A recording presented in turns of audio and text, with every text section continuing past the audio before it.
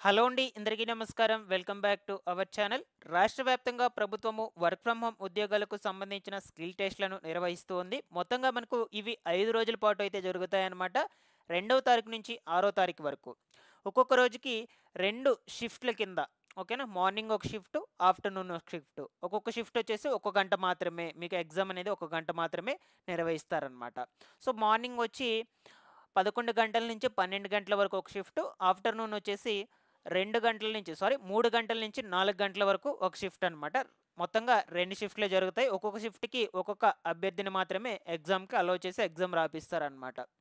అంటే 5 రోజులకి 10 మంది. ఒక్కొక్క గ్రామ వార్డు సచివాలయానికి 10 మంది మాత్రమే ఎగ్జామ్స్ అనేటువంటివి రాస్తారు. ఇది బాగా గుర్తుపెట్టుకోండి. చాలామంది కమెంట్స్‌లో మాకు ఇంకా మెసేజెస్ ఏమి కూడా రాలేదు. మాకు పరీక్షలు పెడతారా లేదా అని అడుగుతూనే ఉన్నారండి. ఫస్ట్ వచ్చేసి ప్రభుత్వము ఈ యొక్క గ్రాడ్యుయేట్స్ ఎవరైతే ఉన్నారో డిగ్రీ చదివినటువంటి వాళ్ళకి అండ్ అలాగే 24-25 పాస్డ్ అవుట్ ఇయర్ ఎవరైతే ఉంటారో 2024-25 పాస్డ్ అవుట్ ఇయర్ స్టూడెంట్స్ వాళ్ళకి ఫస్ట్ ప్రిఫరెన్స్ అయితే ఇచ్చి వీళ్ళకైతే పరీక్షలు అనేటువంటివి నిర్వహిస్తూ ఉందన్నమాట. ఆల్రెడీ మనకు నిన్న జరిగాయి, ఈరోజు కూడా జరిగాయి. ఓకేనా. సో, నిన్న చాలా వరకైతే ఈ యొక్క వెబ్సైట్స్ అనేటువంటివి సర్వర్స్ సరిగ్గా పనిచేయకపోవడం వల్ల కొంతమందికి అలాగే అయితే ఈ అసెస్మెంట్స్ అన్నీ కూడా క్లోజ్ అయిపోవడం జరిగాయన్నమాట. సో, చాలామంది కమెంట్స్‌లో కూడా అడిగారు. ఈ విధంగా మేము ఎగ్జామ్ అనేది రాస్తూ ఉన్నాము. సడెన్‌గా మాకు సర్వర్ ఇష్యూ వల్ల అసెస్మెంట్ అనేది క్లోజ్ అయిపోయింది. మాకు మళ్ళా రీషెడ్యూల్ చేసి ఎగ్జామ్ అనేది కండక్ట్ చేస్తారా లేదని అయితే అడిగారనమాట. అటువంటి వాళ్ళందరికీ కూడా ఎగ్జామ్ ఖచ్చితంగా అయితే కండక్ట్ చేస్తారు. ఈ వీడియోలో నేనొచ్చేసి మీకు ఈ 2 రోజుల వరకు జరిగినటువంటి ఈ యొక్క పేపర్స్ అనేటువంటివి అంటే మీకు ఆ యొక్క ఎగ్జామ్‌లో ఏ విధమైనటువంటి క్వెషన్స్ అడిగారు. సో, మనకు ఏ టాపిక్స్ నుంచి ఎన్నెన్నో క్వెషన్స్ అడుగుతారు. ఓకేనా. సో, మాక్సిమము ఈ యొక్క స్కిల్ టెస్ట్ అదే విధంగా కమ్యూనికేషన్ టెస్ట్ ఈ 2 పార్ట్స్ అయితే ఉన్నాయన్నమాట. వీటి రెండిట్లో ముఖ్యంగా ఏ విధంగా అడిగారో ఆ వివరాలన్నీ గురించి కూడా మీకు ఈ వీడియోలో క్లియర్‌గా చెప్తాను. మీరందరూ తప్పకుండా వీడియోని అయితే ఎండ్ వరకు చూసి నేను చెప్పేటువంటి విధానం గనుక మీకు నచ్చినట్లయితే లైక్ చేసి అందరికీ కూడా షేర్ చేయకుండా అయితే వెళ్ళొద్దు గైస్. ఫస్ట్ టైం గనుక ఎవరైనా ఛానల్‌ని చూడడానికి వచ్చినటువంటి వాళ్ళు ఉన్నట్లయితే ఛానల్‌ని సబ్స్క్రైబ్ చేసుకునేసి పక్కనే ఉన్నటువంటి బెల్ ఐకాన్ క్లిక్ చేసి ఆన్‌లో పెట్టుకోండి. ఒకసారి టెలిగ్రామ్ ఛానల్‌ని విజిట్ చేయండి. అందులో కూడా జాయిన్ అయితే అవ్వండి. మీకు యూజ్ అయ్యే ఇన్ఫర్మేషన్ ఎప్పటికప్పుడు అప్డేట్ అయితే చేస్తూ ఉంటాను. డిస్క్రిప్షన్‌లో అయితే లింక్ పెట్టినాను. ఒకసారి చెక్‌ఔట్ చేసేయండి. లేట్ చేయకుండా టాపిక్‌లో గనుక చేసినట్లయితే రాష్ట్ర వ్యాప్తంగా కౌశల్యం సర్వే టెస్టులు అనేటువంటివి జరుగుతూ ఉన్నాయన్నమాట. అయితే మనకు 2వ తారీఖు నుంచి 6వ తారీఖు వరకు మొత్తంగా 5 రోజుల పాటు ఈ యొక్క కౌశల్యం సర్వే టెస్టులు అనేటువంటివి నిర్వహిస్తారనమాట. ఓకేనా.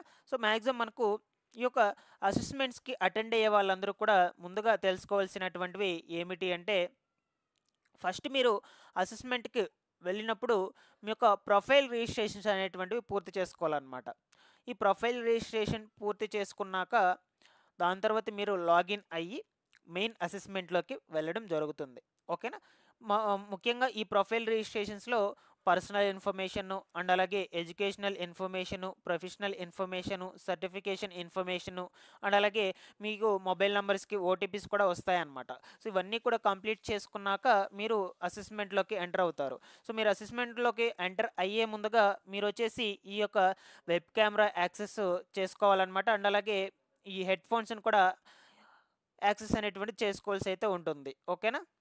సో, ఈ విధంగా మీరు ఎగ్జామ్‌కి కూర్చునే ముందు స్టార్ట్ అయ్యే ముందుగా ఈ యొక్క వెబ్ కెమెరాను అండ్ అలాగే ఈ మైక్రోఫోన్‌ను అలో అయితే చేసి పెట్టుకోవాలనమాట. యాక్సెస్ చేసుకోవాలి. దాని తర్వాత మీరు అసెస్మెంట్‌లోకి ఎంటర్ కావడం జరుగుతుంది. అయితే మనకు ఈ 2 రోజులు జరిగినటువంటి అసెస్మెంట్స్‌లో మాక్సిమం వెయిట్ రిలేటెడ్ క్వెషన్స్ అయితే అడిగారు. సో, మనకు 2 పార్ట్స్ కింద అయితే ఉంటాయండి. ఒకటొచ్చేసి టెక్నికల్ సెషన్ ఒకటి, కమ్యూనికేషన్ సెషన్ ఒకటి. రెండైతే ఉంటాయన్నమాట. సో, మాక్సిమం టెక్నికల్ సెషన్‌లో వచ్చేసి అర్థమెటిక్ అండ్ రీజనింగ్ నుంచి 5 క్వెషన్స్ అయితే వచ్చాయన్నమాట. క్వాంటిటేటివ్ యాప్టిట్యూడ్ నుంచి 5 క్వెషన్స్ అయితే వచ్చాయి.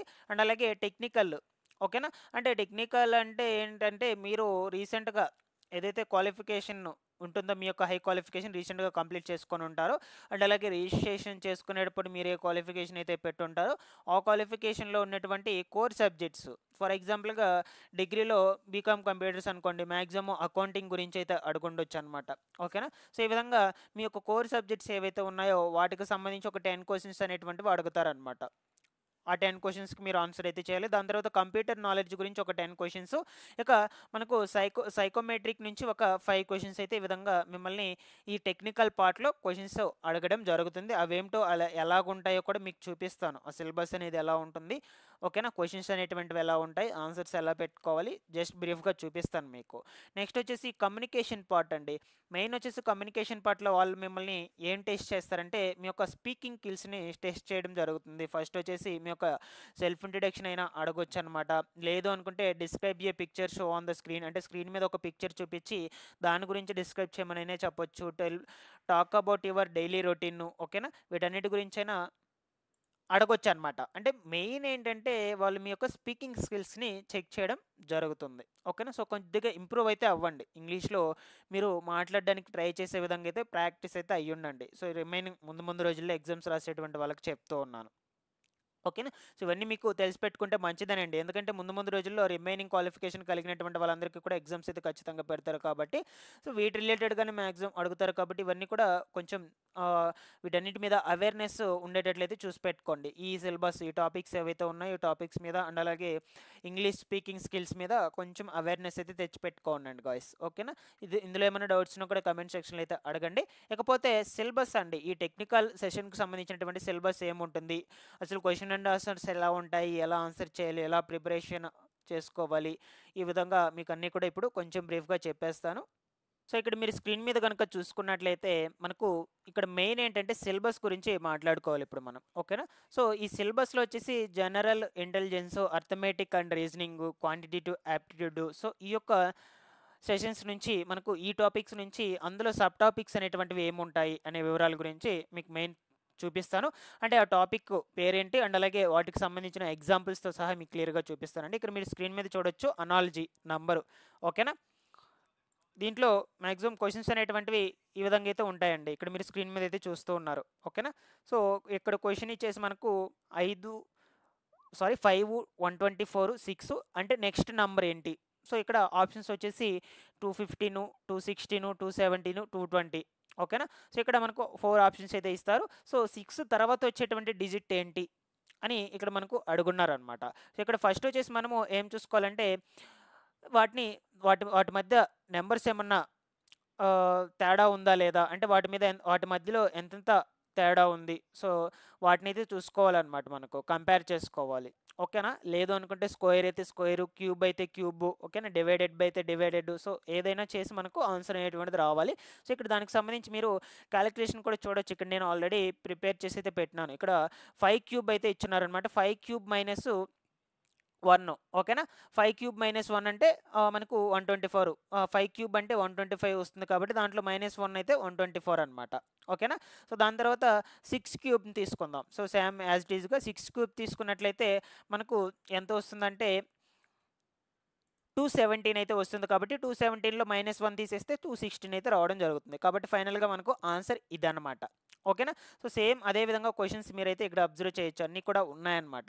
సో సేమ్ ఇదే రిలేటెడ్గా అయితే మీకు అనాలజీలో అడుగుతారు, నంబర్ అనాలజీ కింద క్వశ్చన్స్ అనేటువంటివి, ఓకేనా. అండ్ అలాగే ప్రైమ్ నెంబర్స్ ఉంటాయండి, ఆడ్ నెంబర్స్ ఉంటాయి. మెయిన్ మనకు ప్రైమ్ నెంబర్స్ నుంచే ఇటువంటి క్వశ్చన్స్ అయితే అడగొచ్చు అనమాట, ఓకేనా. ప్రైమ్ నెంబర్స్, ఆడ్ నెంబర్స్, ఓకేనా, ఈవెన్ నెంబర్స్, వీటి మూడింటి నుంచి కూడా రిలేటెడ్గా క్వశ్చన్స్ అనేటువంటివి అయితే ఈ విధంగా అడగడం జరుగుతుంది. వాటిలో మీరు చిన్న ట్రిక్ ఉంటుంది, ఆ ట్రిక్ని కనుక్కుంటే చాలు మీరు ఈజీగా ఆన్సర్ అనేటువంటిది పెట్టుకోవచ్చు క్యాలిక్యులేషన్ చేసుకొని. మీకు పెన్ను పేపర్ అయితే ఇస్తారు కాబట్టి క్యాలిక్యులేషన్ చేసుకుని ఆన్సర్ అయితే పెట్టుకోవచ్చు అనమాట.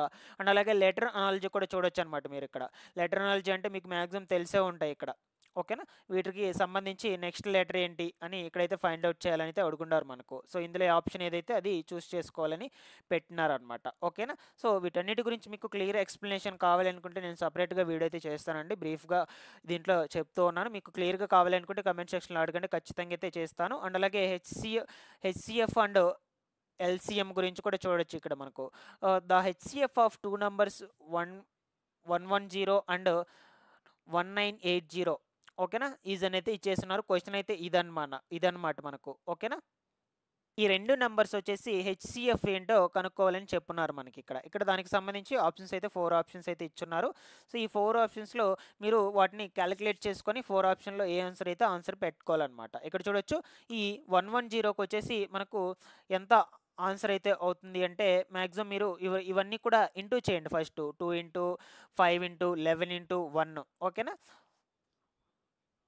ఇవి 2 చేస్తే మనకు ఒకటే ఆన్సర్ అయితే వస్తుంది. అదొచ్చేసి 110 అనమాట. ఈ విధంగా మీరు కాలిక్యులేట్ చేసుకొని ఈ యొక్క హెచ్‌సీఎఫ్ అండ్ ఎల్‌సీఎంను కనుక్కొని ఆన్సర్ అనేటువంటిది పెట్టుకోవాల్సి అయితే ఉంటుంది. నెక్స్ట్ వచ్చేసి యావరేజెస్ అనమాట. యావరేజెస్ గురించి కూడా మీరు ఇక్కడ చూడొచ్చు. What is the average of first 10 prime numbers అనైతే ఇక్కడ క్లియర్‌గా అడుగున్నారండి క్వెషను. సో, దానికి సంబంధించి ఆన్సర్ కూడా మీరు ఇక్కడ చూడొచ్చు. ఫస్ట్ 10 ప్రైమ్ నంబర్స్ ఏంటో ఫస్ట్ వరుసగా రాసుకోండి.